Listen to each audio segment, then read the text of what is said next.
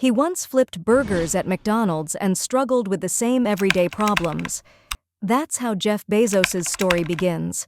A young mother, a struggling family, and a child who grew up with big dreams. But those very struggles set the stage for him to change the world. You probably know Jeff Bezos as the man behind Amazon, the world's largest e-commerce company. He's the second richest person on the planet with a net worth of $211 billion as of July 2024. But before all the fame, fortune, and space trips, Jeff Bezos had a life that many of us might relate to more than we think. Let's take it back to the beginning. Jeff was born in Albuquerque, New Mexico, on January 12, 1964, but not as Bezos. His birth name was Jeffrey Preston Jorgensen. His mom, Jackie, was just 17 at the time, still in high school, and his father, Ted Jorgensen, wasn't much older at 19. Life wasn't exactly easy for the young family. Ted worked at a bike shop, but it didn't take long for things to fall apart. His parents divorced when Jeff was just 17 months old. His mother's resilience is something that would stick with Jeff for the rest of his life. She went back to school, working to support them both. But everything changed when Jackie remarried a Cuban immigrant named Miguel Mike Bezos in 1968. Mike adopted Jeff, and that's when the name Bezos came into play. But life wasn't glamorous. The family moved to Houston, Texas, where Mike started working as an engineer for Exxon. Jeff, meanwhile, showed an early passion for technology, tinkering with electronics and dreaming of space. During summers, he would visit his grandfather's ranch in Texas, learning about hard work and problem-solving, skills that would serve him well later on. However, like many of us, Jeff wasn't immune to the grind of working low-paying jobs. When his family relocated to Miami, Jeff attended Miami Palmetto High School, and it was there that he took a job flipping burgers at McDonald's. He wasn't the best at it either. The grease gave him terrible acne, and he wasn't even allowed to serve customers. But for Jeff, even that job had value.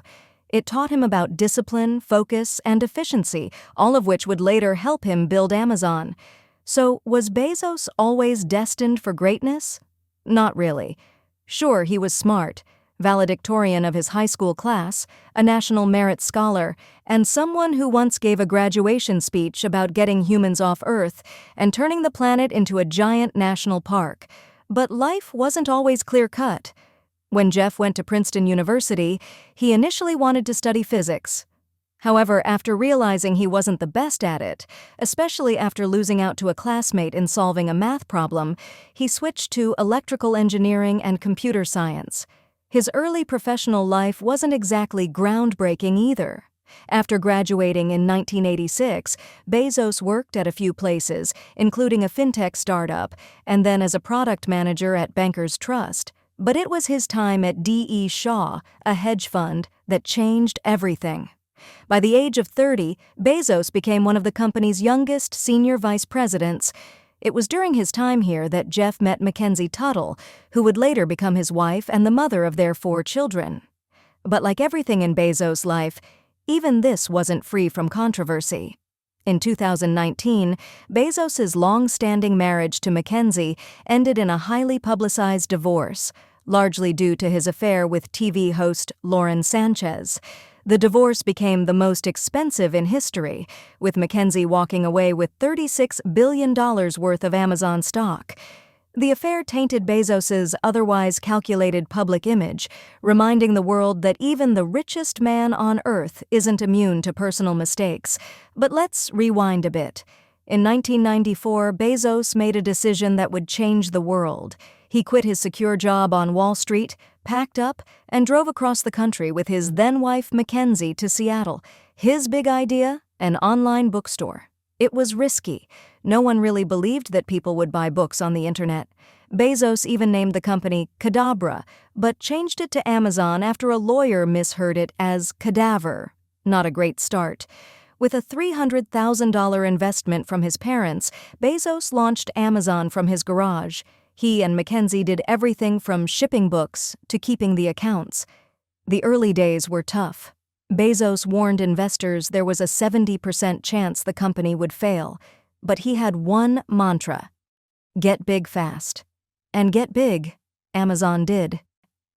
Within 3 years, Amazon went public, and by 1999, Jeff Bezos had become a billionaire. Amazon quickly expanded from books to selling just about everything, from clothes to electronics to even that Bigfoot statue you never knew you wanted.